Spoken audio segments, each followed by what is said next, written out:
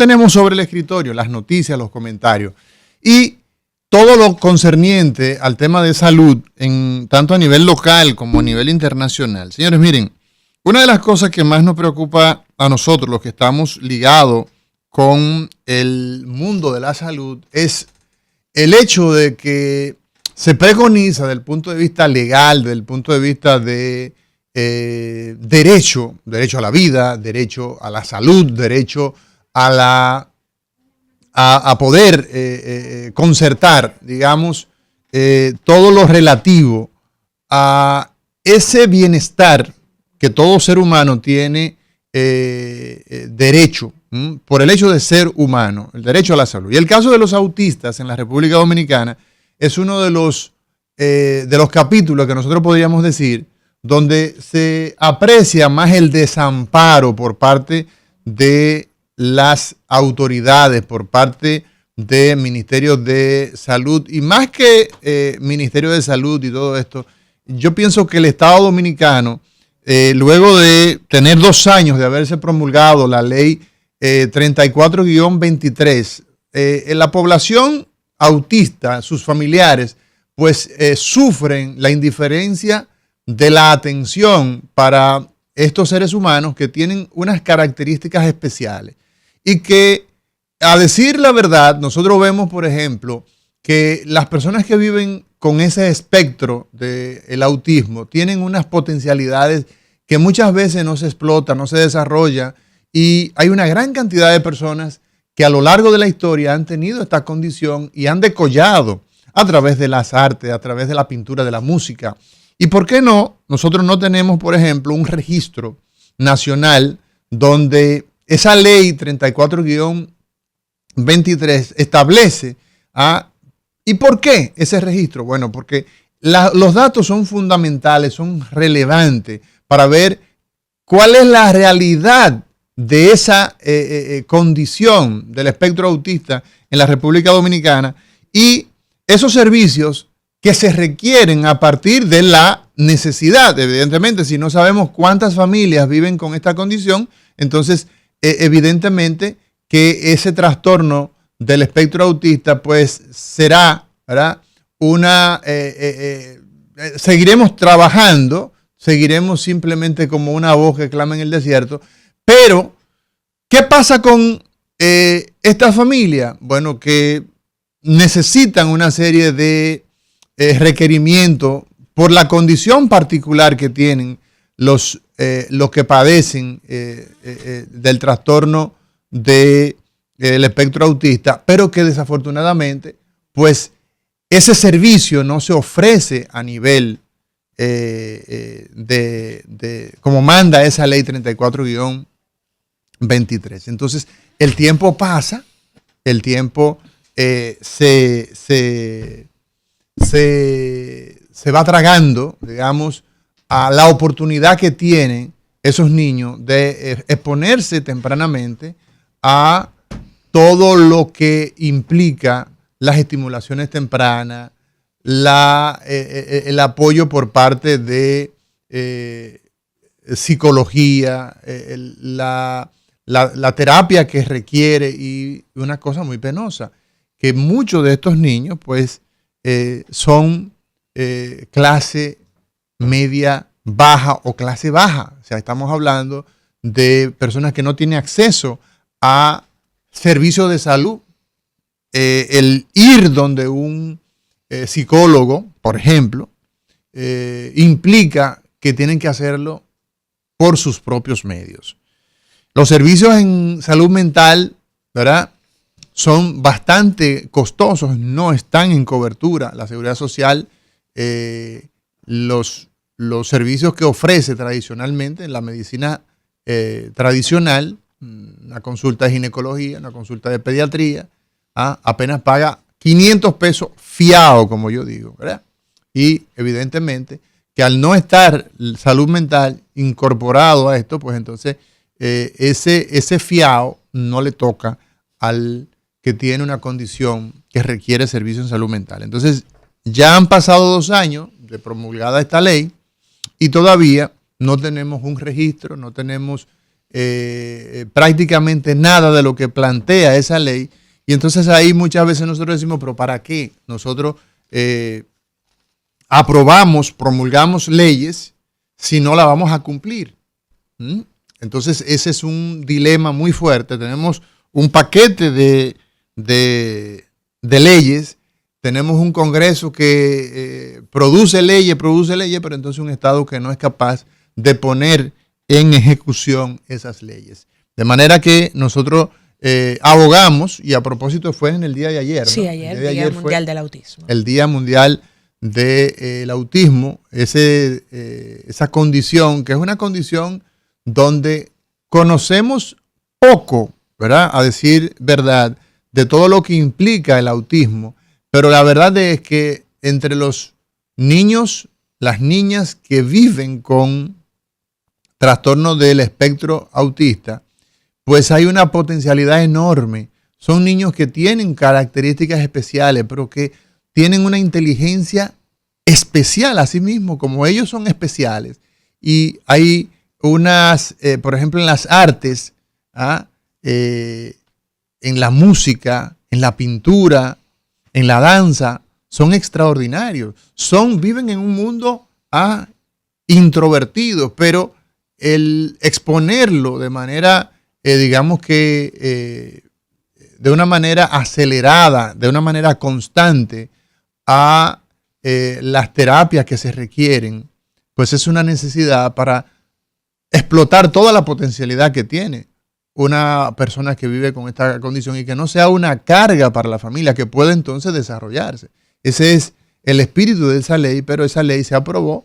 Pagamos todos los dominicanos para que las comisiones y todo lo que corresponde a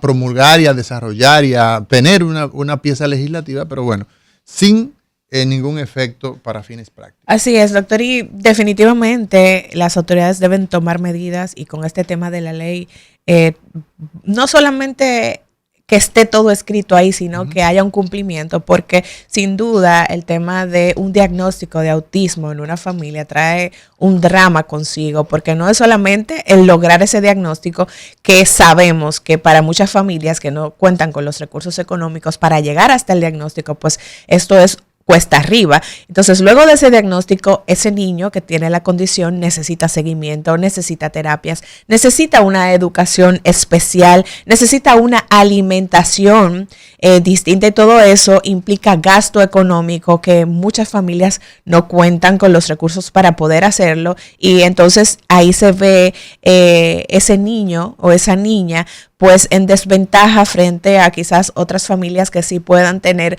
los recursos para tratar a sus hijos con especialistas en el área y hasta fuera del país. Entonces debemos de buscar la manera de que con esta ley tengamos ese acceso para todos, ese seguimiento para todos, esas terapias para todos, y como usted bien decía, doctor, lograr que esos niños dentro de su condición, dentro del espectro, que sabemos que tienen múltiples manifestaciones, pues puedan ser funcionales y puedan tener ese desarrollo dentro de la condición. Así que esperamos que las autoridades puedan seguir trabajando en esto y que se logre entonces no solo que el tema de la ley esté todo escrito ahí, sino que pueda tener el cumplimiento y seguimiento ideal.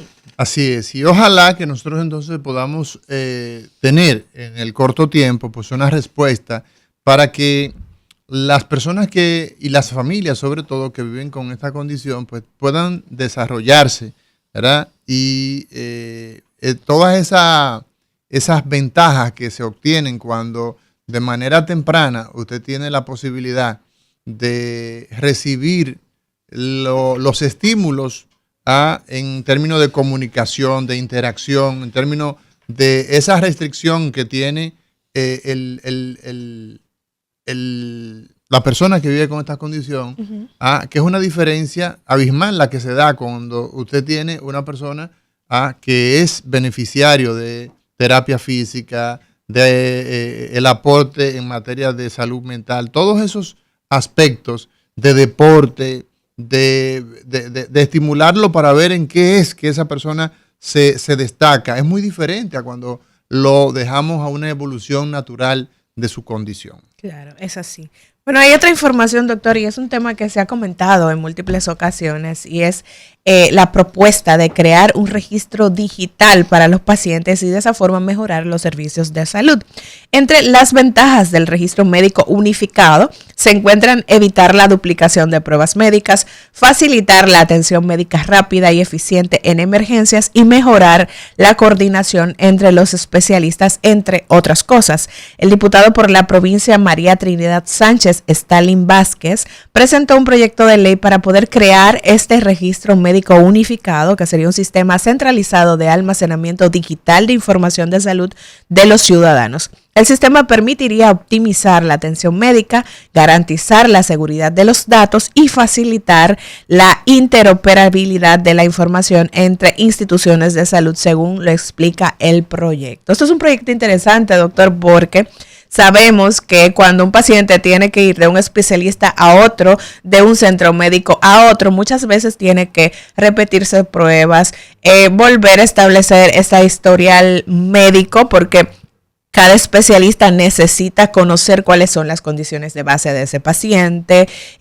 cuáles son sus modos de vida, todo lo que tiene que ver con esa historia clínica bien contada que habla del estado de salud de un paciente. Si contamos con ese registro médico unificado, pues a la hora de que un paciente va a consulta, puede tener ahí ese especialista toda la información. Lo que hay que ver es si realmente se puede lograr de la manera más efectiva con esa seguridad de datos que propone el proyecto y qué tan efectivo podría ser.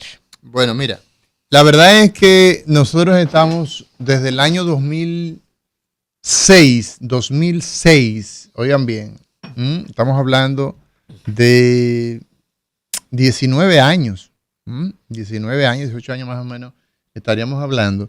La República Dominicana inició en el 2007 específicamente ya con un proyecto piloto, incluía los principales hospitales de la capital de la República, de Santiago, me parece que estaba también en algunos hospitales en el sur y creo que Puerto Plata también tenía algunos enlaces, con un sistema que se conocía como TCare, el TCare. Así era como nosotros lo que utilizábamos el sistema electrónico, pues lo conocíamos, el TCare.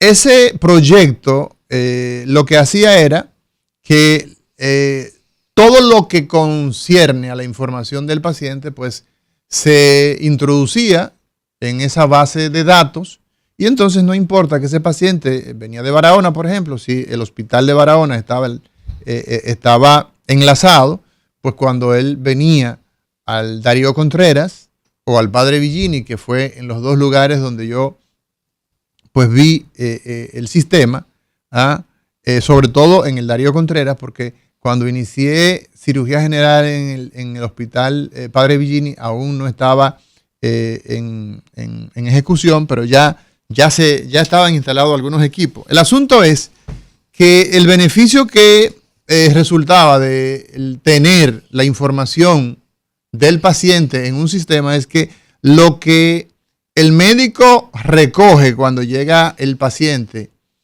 ¿por qué usted viene? Que le duele la rodilla derecha. Y entonces, pues, evidentemente, se levanta una información, una historia clínica, ¿verdad? De ese evento, ¿verdad? Dolor en rodilla derecha. Y entonces, pues, se hace desde cuándo, cómo comenzó esto. Y perfecto.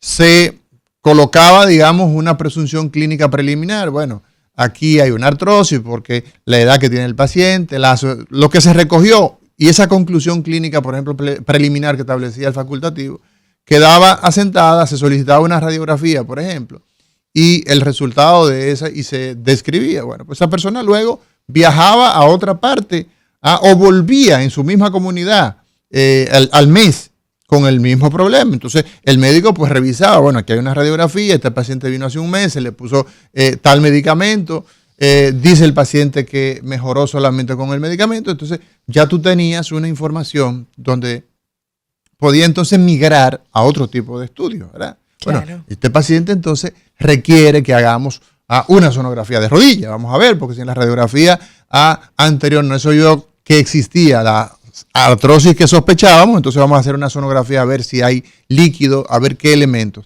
Entonces, eso nos ayudaba muchísimo a tener pues, una información de valor que se queda guardada prácticamente eternamente ahí. Pero ¿qué pasa? Que pasaron alrededor de unos 10 años y en el último tramo de la administración, me parece, del gobierno de Danilo, se suspendió el contrato que se tenía con esa compañía y hoy día nosotros no tenemos nada. El récord electrónico es una necesidad de cualquier sistema sanitario, porque permite que la información viaje con el paciente, no importa que usted esté en la luna. Introduce los datos, pero mira el sector privado, por ejemplo, la gente de referencia. Tú vas y te tomas una muestra de sangre en referencia, ¿verdad? O una imagen, y esa imagen está digital, y usted introduce el código que le dan de acceso, independientemente de donde usted esté, usted recibe las imágenes, recibe el reporte en tiempo real y eso queda almacenado requiem eterna. Y eso, sin lugar a duda, es empresa privada que tiene menos recursos que el Estado Dominicano, que involucra menos, una menor inversión. La información que tengo es que cuando se rescindió ese contrato, el Estado pagó $12 millones para rescindir ese contrato por incumplimiento. Por ejemplo, $12 millones de dólares. Entonces, ¿qué pasa? Hoy no tenemos nada. Volvemos al tema anterior, ¿verdad? Desde el año 2023, la ley 34-23 establece, ¿verdad?, todo lo relativo al espectro autista. Tenemos una ley y no necesitamos otra ley, Sterling. No necesitamos una ley para que el sistema se organice y que exista ese récord electrónico. Es voluntad política lo que se requiere, porque en el 2007 inició ese plan a nivel nacional de todos los hospitales a enlazarlo digitalmente y que ese récord estuviera. No tenemos nada hoy día.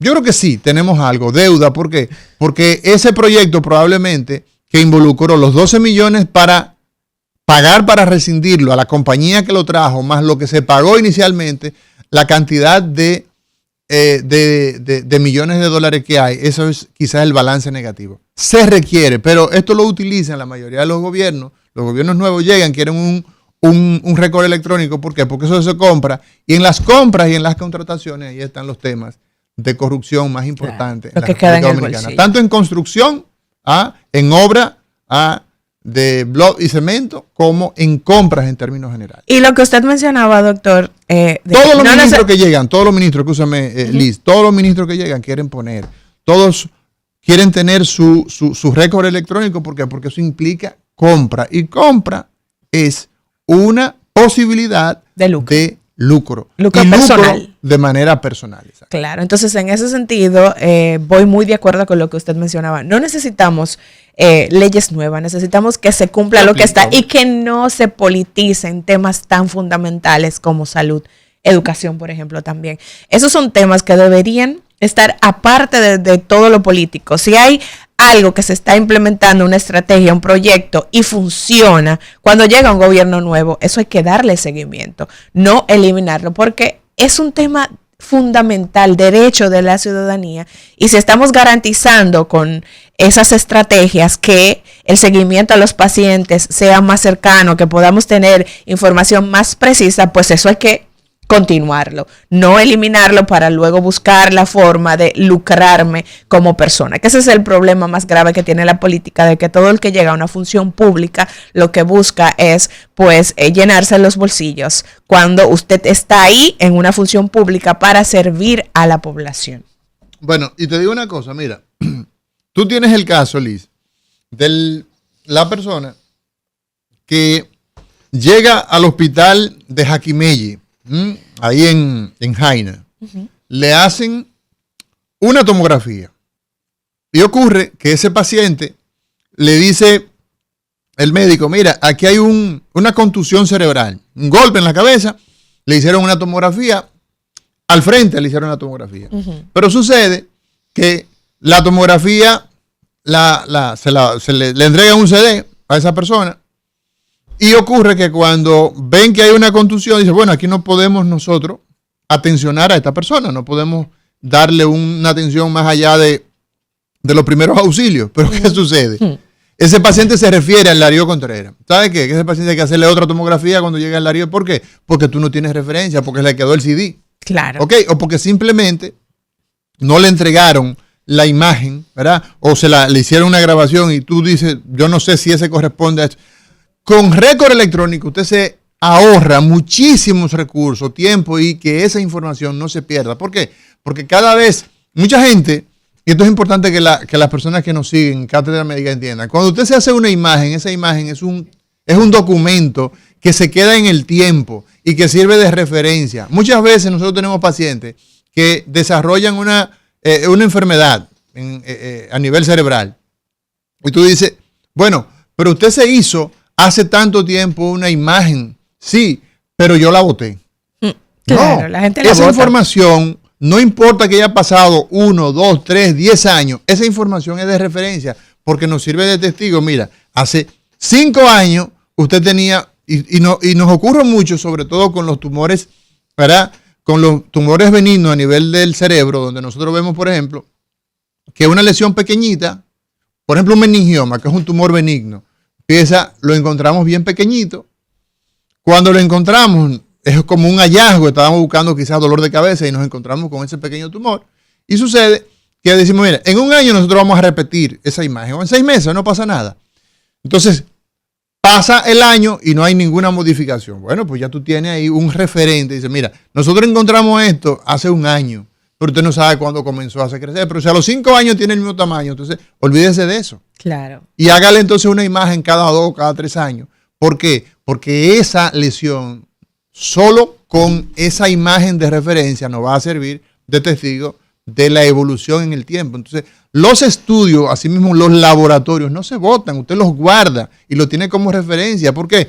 Una hemoglobina glucosilada en 5.5 y 5 años después en 6.5, usted tiene que, eso es un diabético, por ejemplo, ¿verdad? Que hace 5 años no lo era, sí, por ejemplo. Entonces, toda esa información se queda guardada cuando usted tiene un sistema de récord electrónico a nivel universal, donde ahí cabe toda la información del país completito, de 2 o 3 países como estos. ¿Por qué? Porque esos sistemas lo tiene, por ejemplo, todos los países organizados tienen ese sistema y eso es sagrado porque nosotros no tenemos posibilidad de hacer estadística porque no tenemos datos. Una vez tenemos toda esa información guardada, nos da como referencia que usted puede pues levantar información y tener estadísticas. ¿Cuántos pacientes recibe por dolor de rodilla? Pues ahí lo tiene. ¿Cuántos pacientes tiene con tumores hipofisarios? Pues ahí lo tiene. Pero al no tener registro, siempre tendremos la desventaja de que la salud será cada vez más cara y cada vez más deficiente.